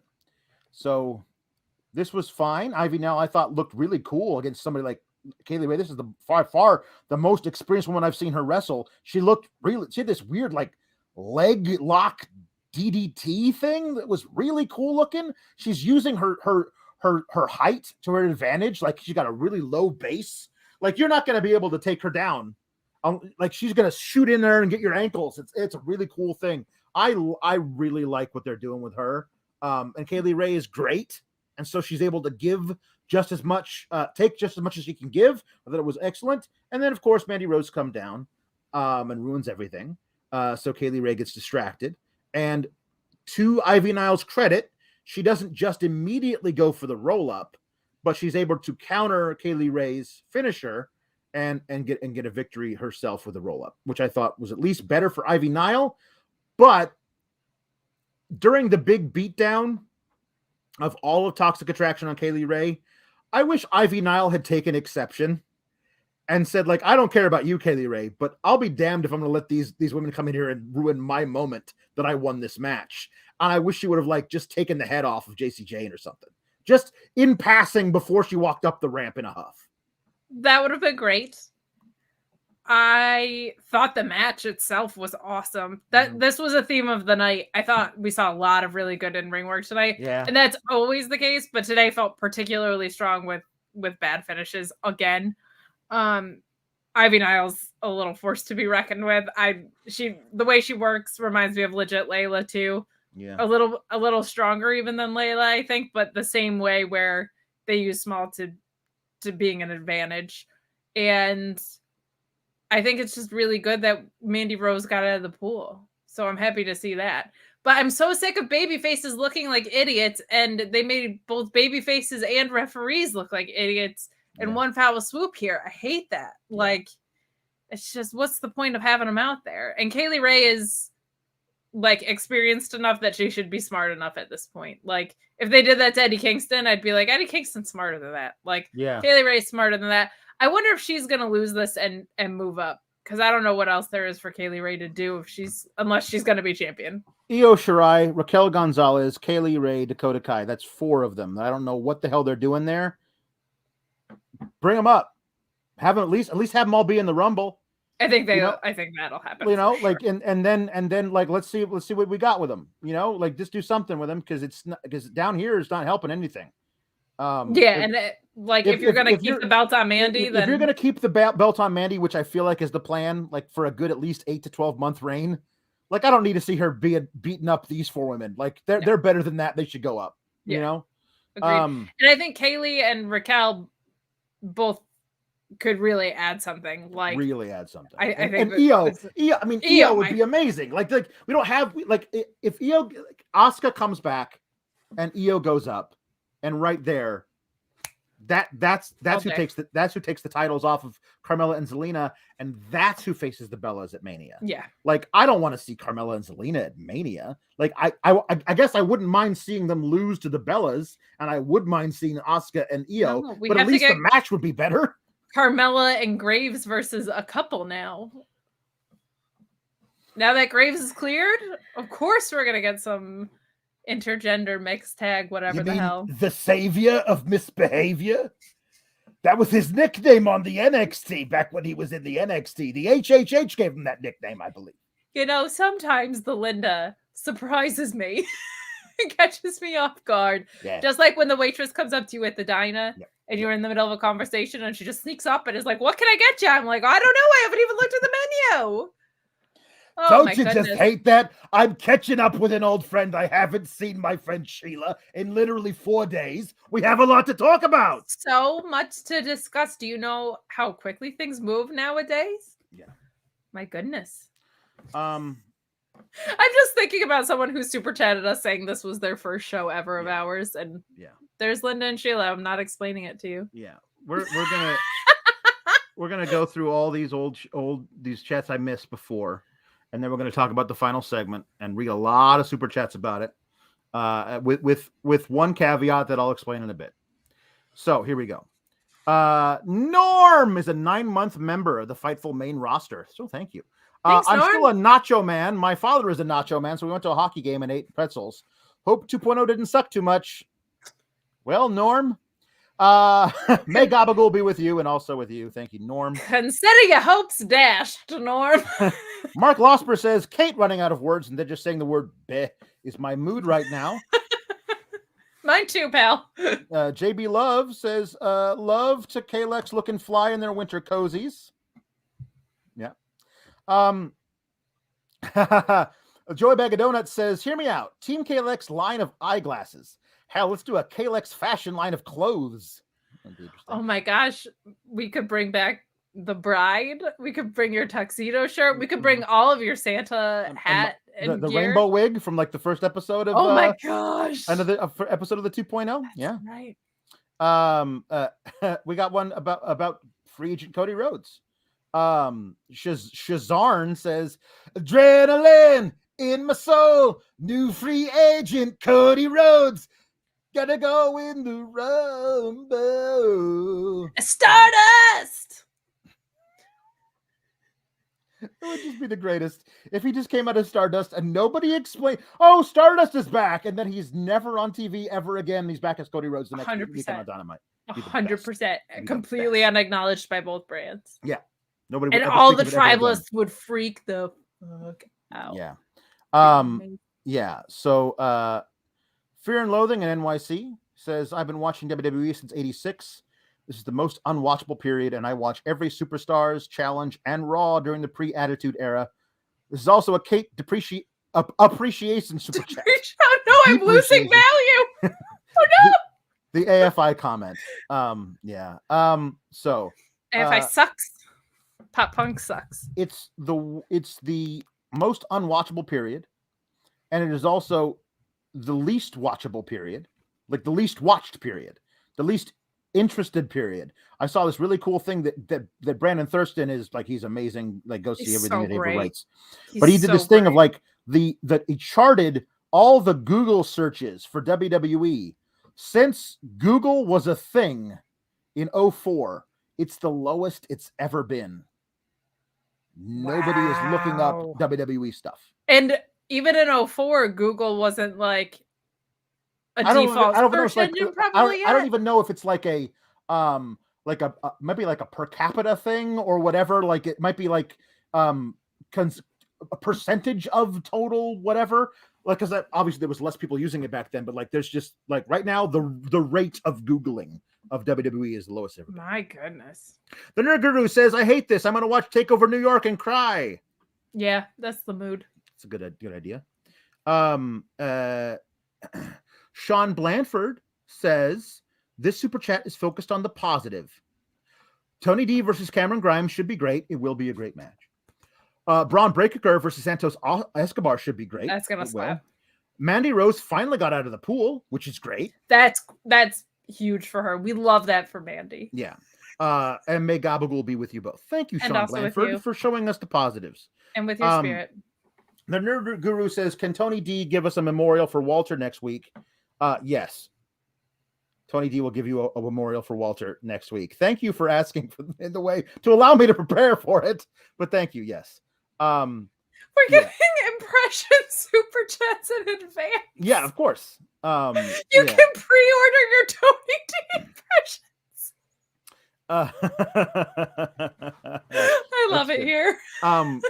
So then Mark Losper says, "I think next month I might ask Sean how much it would cost to never open an ad read again by softly reading 'Your penis is soft.'" He's never gonna give that up. No, there's not enough money in the world. I think he might. You know how he says, "What's up, you guys?" at the beginning of every episode. They're just gonna say, "Your penis is soft, you guys." It wasn't even just that he started with "Your penis is soft." It was that he was like, "Your penis is soft." Your penis is soft. Little ASMR there. He is a legend. Okay. So Mark Losper talks about Double Vest in the Beach. Maybe their new names are going to be Big Adolf and Joey S. Let's talk about Hitler. The good stuff. No, let's talk about the good stuff. Okay. Let's talk about this awesome Malcolm Bivens promo backstage, talking about how Ivy Nile won, the Creed Brothers won, Strong's going to do it. We had a really cool Walter like being proud of Imperium thing backstage, and I was like, you know who, if they're gonna call up Breakker like soon, like maybe after the Rumble, and like I don't know if they're gonna do like we don't want him to lose, so we're gonna have him relinquish the belt because he's got more important things to do on the main roster. Whatever they're planning on doing with him, if it's gonna be soon, I think the only guy that should be the next champion is Walter. That's what I thought to myself. The only guy who should be the next champion is Walter. is what I said. So I thought it was really cool. Both the promos were great. And Walter versus Roderick Strong was predictably the shit. It was amazing. Roderick Strong is the best hand they've got. Yes. And his career has absolutely peaked in NXT. He's not going to taste gold again. And he's the best worker they've got against anybody. Like, he hit a superplex on fucking Walter that'll make your teeth rattle sitting on your couch. He's got just great matches in losses, mind you, against Bron Breakker, Carmelo Hayes, and Walter. And he's made each of them look so much better in our eyes than they were before the matches. Even Walter, because I still had questions about how he was going to be portrayed in NXT proper, not in NXT UK. I was wondering how they were going to show him. I thought that he made all three of those guys look golden. And I think that's very important. You know, if that there is a place for a guy like that in NXT 2.0. And it's too bad because he also deserves to be at a higher place than that. But I think this is where he is now, unfortunately. And that's kind of a thing we got to come to terms with. But the match, God, I loved it. It was so great. It was what I wanted out of Walter and Riddle that I didn't get. I got everything else that I wanted here. I don't know what the deal with that match was. Some people just don't have in-ring chemistry. These two sure as hell did. Walter was back to laying his shit in way more. Maybe he just felt more comfortable doing that with Roddy than Riddle. The promo before it, God, Malcolm Bivens is really good at this. Man, him saying that the mat isn't sacred is such a simple and perfect thing on so many levels. He said, it's not sacred. It's there to generate revenue, basically, which is A, what a heel should do. B, makes sense. And C, somehow he continues to make sense of the completely chaotic world that we're living in. Because it might be sacred to Imperium, but it sure as hell isn't in NXT 2.0. Right. I loved what a simple way to communicate that. Like, it was so perfect. He just has these little ways of like, let me just clarify everything in one sentence for you. Yeah. And he said he wanted that apartment in the sky, which who doesn't, right? So yeah, I just thought it was fantastic and something that nobody else has said yet. And it's such like a stodgy, stupid, like the mad is sacred thing. Like it's kind of like it feels Ring of Honor-y of like honor is real. It's in that vein. So for him to come out and just be like, not in this arena, pal. Yeah. I loved that. And this match was fantastic. Yeah. Roddy Strong, I feel like, is so now it's apparent because of the ecosystem that we're in. I feel like an NXT Black and Gold 1.5, whatever you want to call it, he was probably a little underappreciated just because of the caliber of everything else we were seeing here. The problem with tonight's show was that everything that I liked about it was from an earlier era. Like pretty much everything that I liked about it. And this had both halves of that, right? This had Walter and Roddy in it. So, but Diamond Mine is just, all of them fought tonight and they all looked great and they all are believable in the roles that they're in. Yeah. The match was fantastic. The superplex that you mentioned was out of control. Now, I think my favorite spot was Roddy hit Walter with a chop that you could hear from space. Yeah. And it barely phased him because he came right back with a chop of his own that murdered Roderick Strong where he stood. And I thought like that was such a cool moment of like Roddy giving it as hard as he could, which was really hard. And anyone else, it would have put them down for the count. Yep. But it's Walter. So I love that. Eddie will no sell the smaller guy chop too. There are times where I like a no sell like that. Walter and Eddie Kingston are two guys that could get away with that, in my opinion, because look at them. You should think that doesn't really affect them. That spot was awesome. Such good storytelling. Good storytelling. Now I have a question for you, my friend. Yes. Does Walter dethrone Roman? No. Okay. Not a Is he going to be in the Rumble? Maybe. Okay. Yeah, I mean, maybe they have more men on the main roster, so they don't have to come looking for NXT guys. So maybe depends on what if Vince likes what he's seeing right now. Like, yeah, like I have no problem saying that Vince is going to make the decision who like the last 5 guys are in the Rumble like that day or the day before. He just in Rumble, I think, like some big guy cleared the ringer types, but maybe. I feel like, and that's the only thing Omos can do. Omos is going to come down when there's 12 guys in the ring and eliminate it all in a row. Yeah, because that's all he can do. That's all he can do. The match was won by a giant power bomb. So good. Was really great. Got the victory, and then they were going to announce that the winner of this match is Walter. Walter takes the mic, says, "No, the winner of this match is Gunther." And then we got the Creed brothers coming in and saving him from a beatdown by Imperium and Walter. There was like a 3-on-3 standoff. So maybe we're gonna get Creed brothers eventually winning that half of the bracket versus Imperium. Maybe Diamond Mine is basically turning babyface in front of our eyes. We just don't realize it, because I'd love to see Creed brothers versus Imperium. I think that'd be great. So that's good. And they're very likable. Like that's good. But you'll notice I breezed past Walter saying the winner of this match is Gunther. Now, his name is Walter. It's not like he's changing his name to, like, I don't know, the German tank. Well, I actually probably don't say that either. But like, it's like he's giving himself a nickname. He's just changing his first name. Now, you notice they didn't give him a last name. Now, here's where I say that I have been given a directive to read all these super chats without saying a certain word, which you will undoubtedly realize which word I am saying, because it's controversial. It might demonetize us or whatever. Okay, so I'm going to replace that with another thing for it. So Gunther Stark was supposed to be his nickname. They trademarked it. But if you Google it, it's right there. Just Google Gunther Stark. It's right at the very top. He's a very famous U-boat captain for the German army in World War II. Or Navy, I suppose I should say. So that's what I'll say. Now, a lot of super chats about this, as you might expect. And while we're reading these, we'll do a last call for any and all super chats, humper chats. Mm-hmm.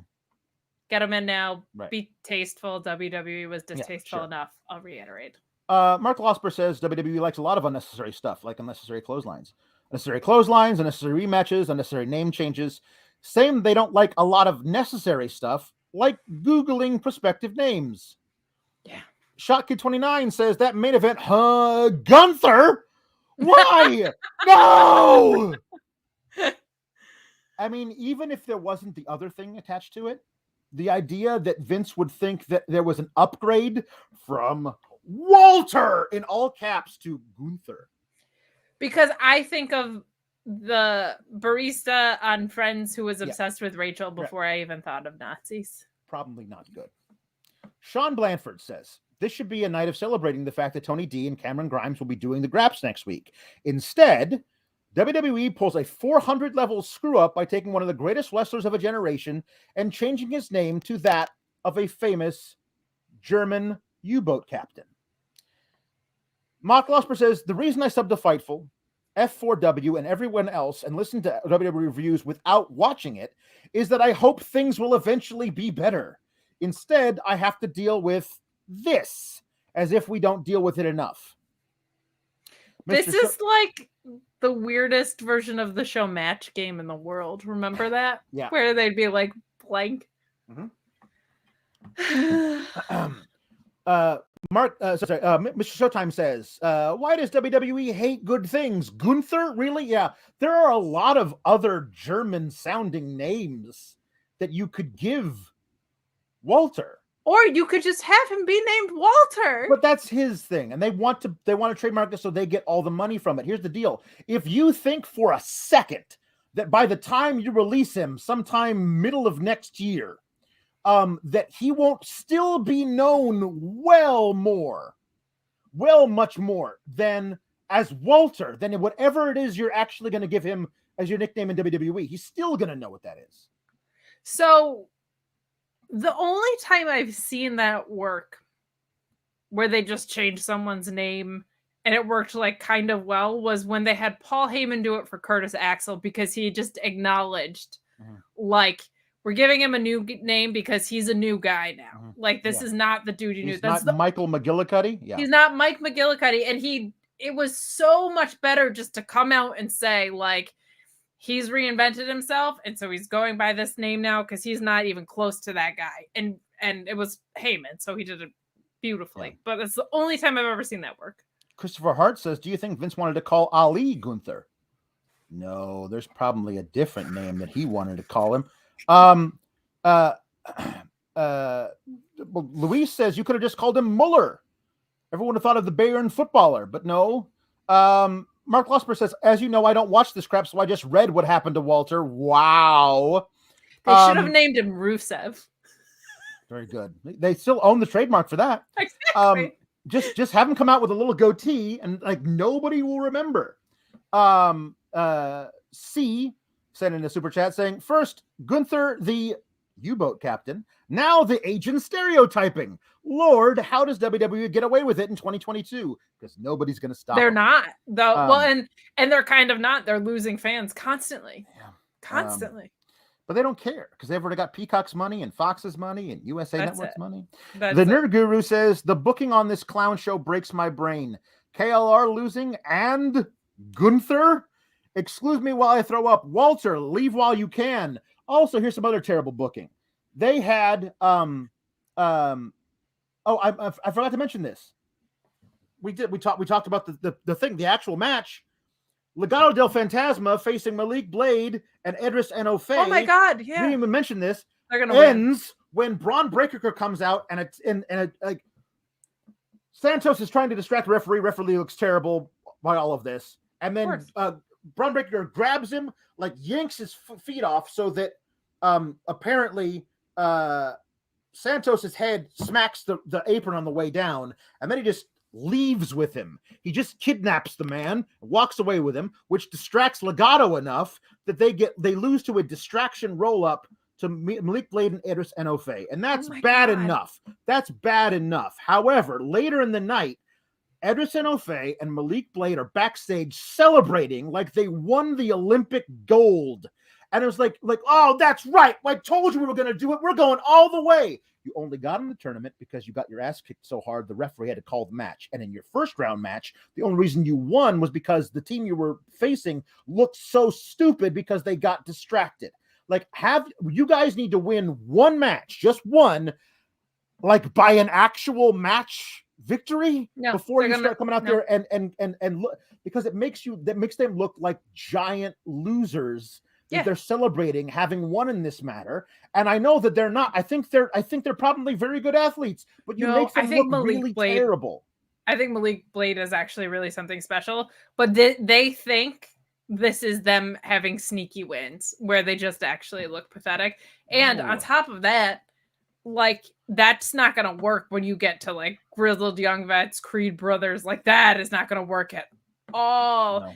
So the main event they're not beating MSK when they face MSK in the second. Oh, that's right. Not. So well, I just don't think so. Never say never, but I just realized it was the main event the only match that didn't have someone come out and distract. Probably, yeah. Because the first two did, and then this did, and then Mandy. So yeah, the main event was the only match that didn't have somebody come out from the back and distract. Yeah. I hate it here. Tremaine Perriman says, I'm probably late and I'm usually not negative, but there is only one reason the Gunther name exists. # monetization. So Walter doesn't get any money from it. They do whenever they sell merch. Who's going to buy merch that says Gunther on it? You don't have to call him Gunther, and you don't have to call Steiner Bron Breakker. Yeah. Mark Losper says, legitimately, I thought that Microsoft buying Activision would be the weirdest news I've read today. But the sports entertainment company naming a wrestler after a famous German U-boat captain blows that the hell out of the water. Pun intended. WTF is going on? Jonathan Hedman says, this show has everything. shy cowboys, a sleeping Asian girl, pseudo-censored, pseudo U-boat captains, that girl that blinks when she's in danger, and look over there, that's an 80s teen comedy villain with a restraining order. Yeah. That was a Stefan promo. It was. I only realized it about 3/4 This show has everything. Yes. Shy cowboys, a sleeping Asian girl, pseudo UFO captains. That girl who blinks when she's in danger, and look over there, an 80s Luis deleted it. I did. You deleted it? And I'm done with it. I'm done with it. I'm so done with all of this thing. I'm sorry I didn't mean to do that to you in the middle of you reading it, but I am so angry at this company. Well, I have access to the super chats too, so you know what they say about payback, Alex? Yeah. It's a batch. So maybe I'll just delete one of your super chats when you're Maybe you will. Mark Losper says that WWE are trying to get random people interested in their product, naming a character after an easily Googleable World War II bad guy got me to link to an article on it to every normal person I know. So that's something.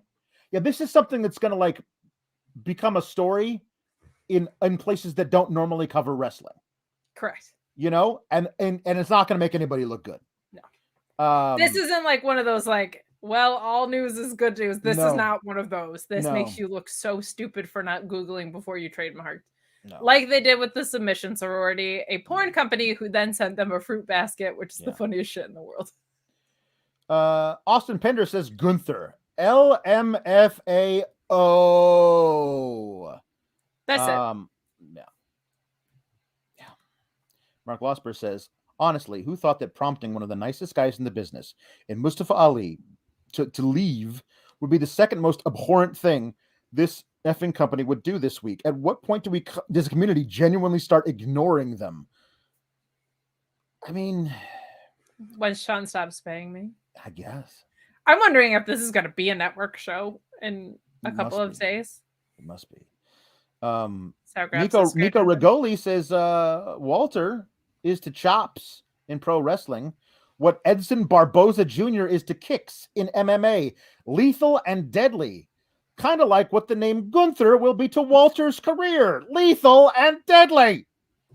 Sour Graps is greater than 2.0. Thank you. It is. Jamencito Gomez says, such a good main event. Then Gunther came along. What's next? Get ready for Omos winning the Rumble. Hey, get ready for something worse. Get ready for Austin Theory winning the Rumble. That's my pick. As of right now, my pick for winning the Rumble is Austin. Don't do the Joel thing. Don't you do the Joel thing. Joel, one of our wonderful moderators who speaks terrible ideas into existence. Yep. Ricardo Elito says, this is very true. Remember when we all wondered what Vincent would do if he was in charge of NXT? Now we know. And to quote Hangman, shoot me now. Shotkid29 says, I only watched the Great Men event, and somehow they still managed to ruin the show. It's almost impressive in a depressing way. R.I.P. Walter. Their Nerd Guru says, I said a couple weeks ago, I feared Walter going to Raw and getting swashed by Omos. They topped that by instead naming him after an easily Googleable German U-boat captain in World War II. I think easily Googleable is going to trend, and that makes me so happy. Walter squashed himself. Gunther squashed. Walter screwed Walter. Like Brett screwed Brett. No, don't. Just kidding. Vincent screwed Brett. Love Me Some Silva said, R.I.P. Walter. Jay Blood says, well, hold on. Jay Blood says, on the bright side, no one bled. So it wasn't like horrible to watch. If the ladies make themselves bleed, well then people aren't gonna watch anymore. Fucking pop for that! Oh my god, that's amazing. Yeah, and whoever said that the Ali stuff was the second worst thing, I don't even know if it's the second worst thing. It might be like the fifth. You had Sarray. There's so many terrible things that happened this week. Mark Losper says, Kate, strap your PR brain on. How do you get out of this? You run so far. You run so far away if you're their PR team. No, there's no way around this. You have to come out and say, look, we didn't do the proper research before we gave the full name and trademarked it. So now we are going to name him. They'll probably name him like Gunther Smith or something. He'll be Irish too. Gunther Schmidt. Beautiful. There you go. Although let's Google that because I'm sure there are a lot of people. Yeah, you gotta like. That is a certain group of people with a certain sounding kind of name that you should probably Google before you do anything else because just in case. Asian Joe sends $2 and says, "I have no words. Here's my Vegas winnings instead." Thank you, Asian Joe. Yeah. Luis says, if I was in that PR team, I would quit. Yeah, that's true. Spencer Green says, here's some joy. I went to my first indie show this weekend. Also, Kate, I don't have any social media, but thanks for the idea. Double down on that super chat and tell me what indie show you went to, please. I would love to know. Was it Terminus? Yeah, now Sean Blanford says, when are the Tony D impression NFTs dropping? There's an NFT. What are the freaking NFTs? What are no fucking time to do that shit? That's what I say. I got things to do. I think he might want an untraceable currency for some reason, but there is actually. But it's also easily hackable currency. But it's also there is one that's called Gabagool. There's for real. Nice. That's fantastic. Great. All right. Here's the jukebox, people. We need music. Now we need music to go out on. Okay, so here's the deal. Do I have to sing anything this week? Robert Windsor says the top Google result for Gunther Schmidt is a German mathematician. Okay. That's good. I could better see that. Better than what we have now. Other thing. That's better than the other thing. Way better than U-boats. Math is better than U-boats. Yeah. Also, that Nortrez says went from Walter pushing in the ring to Gunther. How are you going to make one of the most legit men in the sport sound like a 3-star butler working for the Buckingham Palace?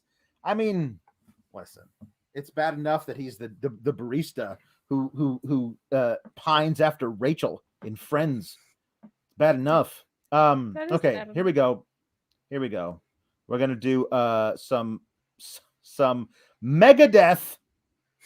People like either hip hop for Regal or Megadeth for Tony D. This is from Ricardo El Idolo, who sent in 2 Megadeth songs for 2 different people to do. Okay. This is Sleepwalker by Megadeth as read by Tony D. I should be calling collect jail for the things I commit each night in my head. Like last night in my sleep, I got to snuff you. But then I woke up again safe in my little bed. No one is safe when I close my eyes. I come to take your life. I get to force your untimely disappearance each night in my dreams when I'm fast asleep. I close my eyes and you just vanish. Soon as I lay down my head when I'm dead to the whole wide world. No one is safe when I close my eyes. I come to take your life. And then I wake up and it was all just a dream and everything is the same. Sleepwalker, did I give you concrete jewels and throw you off a bridge? Sleepwalker, when I lay my down to sleep, pray your soul's mine to keep. I feel you near me, go to sleep. Sleepwalker. Just taking a stroll, don't go to sleep. Eat some toothpicks for your eyes. Gabagool. You know who goes to sleep is the people that fight that CM Punk. Oh, it's true. They make them go to sleep. Kenta, who does it better, admittedly. All right. Ricardo Idolo doing another Megadeth, but this time it's Angry again. And now it's supposed to be Linda. So here we go. The more of you that I inspect, the more of me I see reflect. The more I try to read your lips, the more the mask you're wearing rips. But when I seek out your voice, my ears are overcome with noise. You show and tell with greatest ease, raving impossibilities. Engaged in crime, I grasp my throat enraged. My mind starts to smoke. Enforce a mental overload. Angry again. And when the story takes a twist, it folds like a contortionist. Oh my God, we went to see one of those. That lady, Oh my like gosh. a pretzel. Like a Did you pretzel go she was. like the Cirque du Soleil? It was like a knockoff of the Cirque du Soleil. It was like a Cirque de... it was a different French... Cirque de Baguette, I think. It was a different kind of French word. Cirque du Sarray. Yeah, that's right. But that was a little Japanese schoolgirl thing that came through the town. It was not very good at all. What happened? The sleight of hand and quick whatever. I lost it. There we. I'm sorry. Quicker change. The old my eyes anymore. Engaging crime. I grasp. I've heard it already. The pity of the sinew and whatever. Like it's Megadeth. You get it. You've heard one song. You've heard them all. I know this isn't a super chat, but yeah. Oh wait. That wasn't the one I meant to click. Somebody said Gunther Google Gabagool or something like that. Niggly Biznov says, started a change.org petition hoping Walter return for his a change.org petition for Walter to get his name back. Just we'll see if that works. And Spencer Green says, I went to an East Bay pro wrestling show. It was fun. Very cool, yeah. Support your local indie promotions now more than ever. Yeah. Mark Losper sends in a jukebox super chat. Humper chat. He wants Walter to say as Gunther. Rachel, I've been in love with you for 9 excellent seasons and 1 passable one. Would you please be my bride? Rachel, I love you so much. Can I refill your macchiato? 9 wonderful seasons and 1 passable. Okay, and the Regal rap. I have a feeling none of this would have happened if Regal was still around. But he's still here in spirit, and he's doing his Regal rap, which, of course, tonight is Jump by Criss Cross. The legendary Criss Cross. Here we go. You should know that Criss Cross is not having anything today. As we stand there totally crossed out, we commence to make you jump, jump. The Mac Dad will make you jump, jump. The Daddy Mac will make you jump, jump. And Criss Cross will also make you jump, jump. Don't try to compare us, to another little bad fad. I'm the Mac and I'm bad. Give you something that you never had. I'll make you bump, hump, wiggle, and shake your rump. Because I'll be kicking the flavor that makes you want to jump. How high? Real high, because I'm just so fly. A young, lovable, huggable type of guy, and everything is to the back with a little slack. Because inside out, it's wiggity, whack. I come stomping with something, pumping to keep you jumping. R&B rap is bullcrap, is what I'm dumping. Ain't nothing soft about Criss Cross, we all that. So when they ask, do they rock? Say, believe that. Jump, jump, the Mac Dad'll make you jump, jump. The Daddy Mac will make you jump, jump. Criss Cross will make you jump, jump as well. Jump, jump. The Mac Dad will also make you jump, jump. And as well, the Daddy Mac will also make you jump. Lots of jumping. War games! ECW Hardcore 07 says, Walter Imperium ought to be turned into the Truth Commission 2.0. Yep, that's it. When we started the show, I knew that it was the show was gonna be bad. Yeah. It is taking me places I never knew we were going to go, Alex. No, never. And I don't just mean costumes and stuff. I mean, no. I did not think we would be talking about this tonight. No, of course not. RH says, last super chat, guys. Walter could have been Walter von Wagner.